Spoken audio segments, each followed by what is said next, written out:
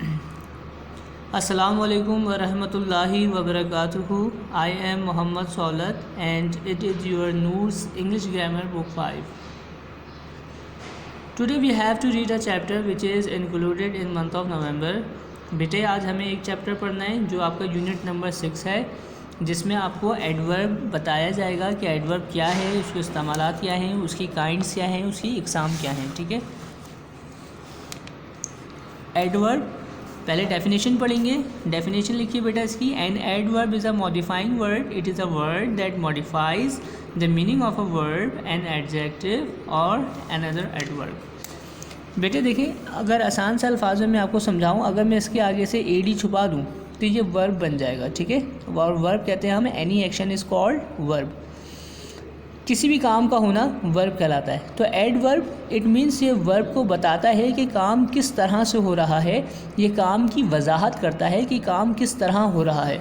यानी कि एडवर्ब बताता है कि काम किस तरह हो रहा है, तेज़ हो रहा है, जल्दी हो रहा है, आहिस्ता आहिस्ता काम हो रहा है। और एडवर्ब जो होते हैं इसके अलावा वर्ब को तो डिफ़ाइन करते साथ एडजेक्टिव को भी डिफ़ाइन करते हैं।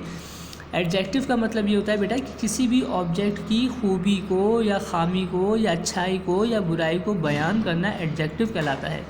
तो एडवर्ब जो होता है वो किसी भी सिफ्त यानी कि किसी भी ऑब्जेक्ट की खूबी, ख़ामी, अच्छाई, बुराई को भी बताता है। और एडवर्ब जो होता है वो किसी भी वर्ब को मज़ीद वजाहत के साथ बताता है कि काम किस तरह हुआ है। For example, Najma works, Najma काम करती है। अगर मैं हार्डली छुपा दूँ, नजमा काम करती है। अब नजमा काम कैसा करती है? हार्डली, बहुत सख्त काम करती है, मुश्किल तरीन काम करती है। तो ये वर्क्स यानी कि वर्ब को डिफ़ाइन कर रहा है वर्ड हार्डली, तो ये हमारा एडवर्ब कहलाएगा। फिर इसी तरीके से आप नंबर 3 में देखें, लिखा हुआ है it is a very sweet banana. ये it is a very sweet banana कह रहे हैं कि बनाना जो है वो बहुत ज़्यादा मीठा है। यानी कि मीठे तो होते ही हैं, लेकिन कह रहे हैं कि बहुत ज़्यादा मीठा है। तो अब ये इस बनाना की खूबी बयान की जा रही है, तो ये भी हमारे क्या कहलाएगा? एडवर्ब कहलाएगा। ये आपके पास एक्सरसाइज दी हुई एक ए, इसमें लिखा हुआ है complete these sentences placing one of the following adverb in the blank. आपको बेटा ये 15 वर्ड्स दिए हुए, ये आपको जो वर्ड बैंक दिया हुआ है इसमें 15 वर्ड हैं और इसके नीचे आपको 15 स्टेटमेंट दिए हुए हैं। ठीक है, इसके नीचे आपको 15 स्टेटमेंट दिए हुए हैं। आपने हर एक स्टेटमेंट के आगे उसके एडवर्ब को मुनासिब तरीके से लिखना है। मैंने लिखा हुआ है नबीहा वॉक्स ब्यूटीफुली। नबीहा बहुत अच्छे अंदाज से चलती है। आप इस जुमले को इस तरह भी बना सकते हैं कि नबीहा वॉक्स फास्टली, नबीहा बहुत तेज़ चलती है। आप इस तरह भी इस जुमले को बना सकते हैं। ज़ुबैदा राइट्स, मैंने लिखा है डिवोटेडली, यानी कि वो बहुत सरशार होकर लिखती है, बहुत शौकीन मतलब बहुत शौक़ से लिखती है। आप चाहें तो उसको यूँ भी बना सकते हैं ज़ुबैदा राइट्स क्विकली। ज़ुबैदा जो है वो बहुत जल्दी लिखती है। ठीक है, तेज़ लिखती है, जल्दी लिखती है, जल्दी से लिख लेती है। तो इट मीन्स मैंने आपके लिए यहाँ पे एक मॉडल के तौर पे किए हैं। ठीक है, तो आपने अगर चाहें तो उसको आप फॉलो कर सकते हैं और उसकी मदद से आप कुछ दूसरे एडजेक्टिव को आप इंटरचेंज करके भी लिख सकते हैं। फॉर एग्ज़ाम्पल, मैंने लिखा है Anwar pledge cricket regularly. Anwar cricket रोज़ाना खेलता है, या मैंने एक जुमला लिखा हुआ है। तो आप चाहें तो इसकी जगह कुछ और भी बना सकते हैं। अगर आपका जुमला सही बन सकता है तो आप इसकी जगह कुछ और भी लिख सकते हैं। For example, Anwar pledge cricket aimlessly. Anwar जो क्रिकेट खेलता है वो बेमकसद खेलता है। ठीक है, तो इस तरह से एडवर्ब जो है वो आपने एडजस्ट करने, जैसे मैंने लिखा हुआ है, जैसे कि बॉयज़ वेंडर, लड़के वेंडर का मतलब होता है बेटा बेमकसद घूमना। लड़के घूमते हैं कैसे? एमलेसली, बेमकसद घूमते हैं। ये इसकी प्रॉपर जगह थी एमलेसली की, तो मैंने इसलिए यहाँ पर एमलेसली लिखा, यहाँ पे एमलेसली नहीं लिखा।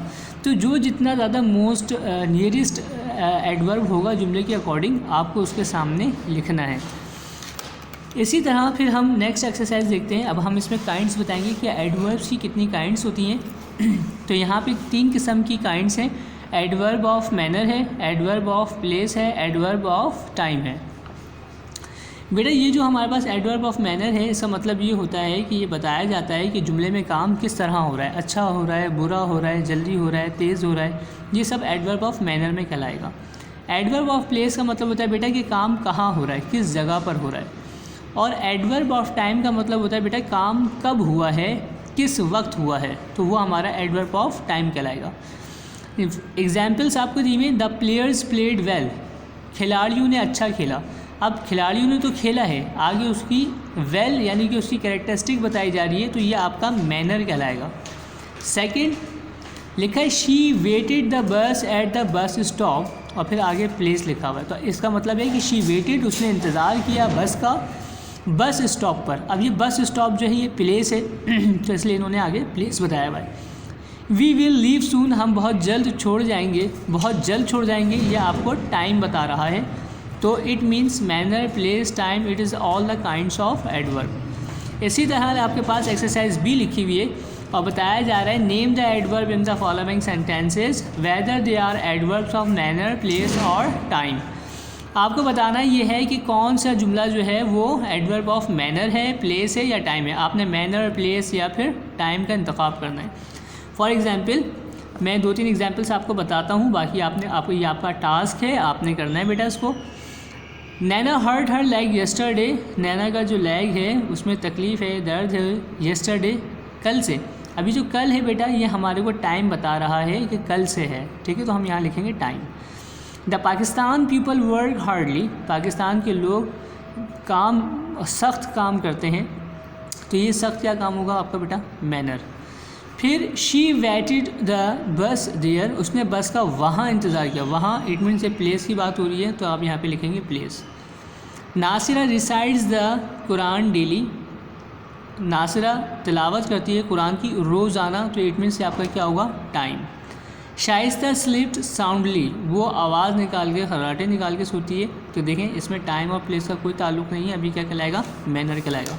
इसी तरह से आपने इसकी रिमेनिंग पार्ट्स जो हैं वो करने हैं। फिर सी में लिखा हुआ है pick out the adverbs in these sentences, और आगे एडवर्ब लिखा है। तो देखें the dog barked fiercely, fiercely का मतलब बहुत बुरी तरीके से, एट द स्ट्रेंजर, अजनबी पर कुत्ता बहुत बुरी तरीके से भौंका। ये जो एल वाई भी ख़त्म हो रहे हैं, ये आपके L Y, quickly, easily, cleverly, soundly, ये तमाम चीज़ें आपकी क्या होंगी, एडवर्ब होंगी, जो आपने यहाँ पर मेंशन करनी है। देन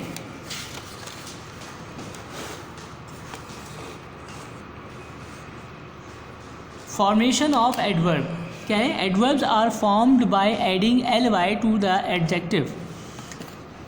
देखें कहा जा रहा है कि आपके पास अगर एडजेक्टिव दिया जाए, यानी कि खूबी या खामी किसी भी चीज़ की दी जाए, जैसे एमलेसली, बेमकसद, अकवर्ड, बुज़दिली, ब्यूटीफुल, खूबसूरत, बैकवर्ड, पीछे की जानिब, तो कह रहे हैं कि अगर आपने एडजेक्टिव से अगर एडवर्ब बनानी होगी तो आप उसके साथ सिर्फ एल वाई लगा देंगे, तो आपका एडजेक्टिव, आपका एडवर्ब बन जाएगा। जैसे कि फ़ास्ट है, फ़ास्ट के आगे हम एल वाई लगाएंगे तो फास्टली बन जाएगा, यानी कि ये आपका एडजेक्टिव से एडवर्ब बन जाएगा।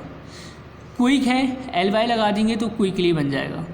तो इसी तरीके से आपने इसको करना है। एमलेस है तो एम लेसली बन जाएगा, एल वाई लगा देंगे। ऑकवर्ड है तो एल वाई लगा देंगे आखिर में, तो ऑकवर्डली बन जाएगा, ठीक है, क्लियरली बन जाएगा, ठीक है। इस तरह से आप इसको फॉर्म करेंगे, बनाएंगे, एल वाई का इजाफा करके, जैसे कि स्लो है, लास्ट वाला स्लो है तो स्लोली हो जाएगा, ठीक है। इस तरह से आपने बनाना है। फिर position of adverb, adverbs are generally placed after the verb. कह रहे हैं कि आम तौर पर जो एडवर्ब होते हैं वो वर्ब के बाद लिखे हुए होते हैं। रेज्ड फास्टली, देखिए ये वर्ब है और फिर ये एडवर्ब है। स्टडीज़ वर्ब है, ये एडवर्ब है। सारा मैट मिलना, ये वर्ब है, ये एडवर्ब है। Going to married next week, ये आपका वर्ब है और ये आपका एडवर्ब है। तो बता रहे हैं कि पोजीशन ऑफ एडवर्ब, पहला तो एडवर्ब कहाँ इस्तेमाल होता है। एडवर्ब की पहले आपको काइंड्स बताइए, टाइम, प्लेस, मैनर। अब आपको एडवर्ब की पोजीशन बताई जा रही है कि एडवर्ब जो है वो जुमले में कहाँ कहाँ इस्तेमाल होता है। कह रहे हैं पहला इस्तेमाल तो ये है कि वर्ब के फ़ौरन बाद एडवर्ब इस्तेमाल होता है ly के साथ। और फिर दूसरा कह रहे हैं, दूसरा इस्तेमाल ये बता रहे हैं कि एडवर्ब जो होता है वो इस्तेमाल होता है adverb of frequency and other, always, often, never, almost, already, nearly, just, quite, usually, generally, rarely are placed between the subject and the verb। कह रहे हैं ऊपर जो भी मैं नाम बताए जा रहे हैं ये तमाम एडवर्ब हैं ये भी, और ये वाले एडवर्ब जो होते हैं वो कहाँ आते हैं, between the subject and the verb, यानी कि सब्जेक्ट और वर्ब के बीच में हम इन वाले ये वाले जो हमारे पास एडजेक्टिव होते हैं इनका इस्तेमाल करते हैं, जबकि ly वाले जो होते हैं वो वर्ब के बाद आते हैं। यानी कि आपको ये बताया जा रहा है कि ये वाले जो एडजेक्टिव होते हैं हमारे लाइक दिस, ये वाले जो एडजेक्टिव होते हैं ly वाले, ये हम वर्ब के बाद लिखते हैं। और इसके अलावा जो ly वाले नहीं होते, जैसे ऑलमोस्ट है, ऑलवेज है, ऑफन है और नियरली है, ly आ रहा है उसमें, नियरली है, लेकिन वो वाले जो हमारे पास एडवर्ब होते हैं वो हम सब्जेक्ट और वर्ब के बीच में लिखते हैं, यानी कि सेंटर में लिखते हैं, यानी कि यहाँ पे लिखते हैं। ठीक है, हम इसका इस्तेमाल देखेंगे लाइक दिस। लिखा हुआ है शी नेवर विजिटेड लाहौर। अब देखें विजिटेड ये वर्ब है, विजिट के बाद एडजेक्टिव नहीं लगा हुआ बल्कि ये सब्जेक्ट और वर्ब के बीच में लगा हुआ है, सब्जेक्ट और वर्ब के बीच में एडवर्ब लगा हुआ है। टू काइंड्स होती हैं इस्तेमाल करने की। एडवर्ब को इस्तेमाल दो तरीके से किया जाता है, एक वर्ब के बाद और एक सब्जेक्ट और वर्ब के बीच में। तो आपको इसके इस्तेमालात बताए जा रहे हैं। ठीक है, ये इनकी एग्जांपल्स हैं। अब ये आपने पुट करना होगा ई place the given adverbs in their normal position in this sentences. अब जैसे सेल्डम है, नेवर है, मैं कहाँ इस्तेमाल करूँगा, Cleopatra seldom pledge hockey, children had never seen. देखें ये सब्जेक्ट हो गया और ये वर्ब हो गया, तो मैं इन दोनों के बीच में लगाऊंगा, हेल्पिंग वर्ब के बाद लगाऊंगा। Children had never seen such a fearful tiger. Okay, अब ये देखें रीमा ये सब्जेक्ट है, कम्स आना ये वर्ब है, इन दोनों के बीच में लगाऊंगा often. Reema often comes to see her old mother. Okay, नीचे के आपके टास्क है बेटा, ये आप इसी हिसाब से करेंगे, जुमला पढ़ के लिखेंगे। देन फिर आपकी एफ एक्सरसाइज है fill in the blanks with suitable adverbs given below. अभी देखें डाउन दिया हुआ है, ऑलमोस्ट दिया हुआ है, always, well, thus, there, too, bitterly, rather, again, outside, yesterday, therefore. एक दो मॉडल के तौर पे मैं आपको बताऊंगा, नमूने के तौर पे मैं आपको बताऊंगा, बाकी आपका टास्क होगा, आप इसको करेंगे। लिखा हुआ है the secretary dash forgot his appointment. आप कह रहे हैं जो सेक्रेटरी जो है ऑलवेज फॉरगॉट हिज अपॉइंटमेंट, अपना अपॉइंटमेंट जो है वो हमेशा भूल जाती है। शी कैन वेट, वो इंतज़ार कर सकती है।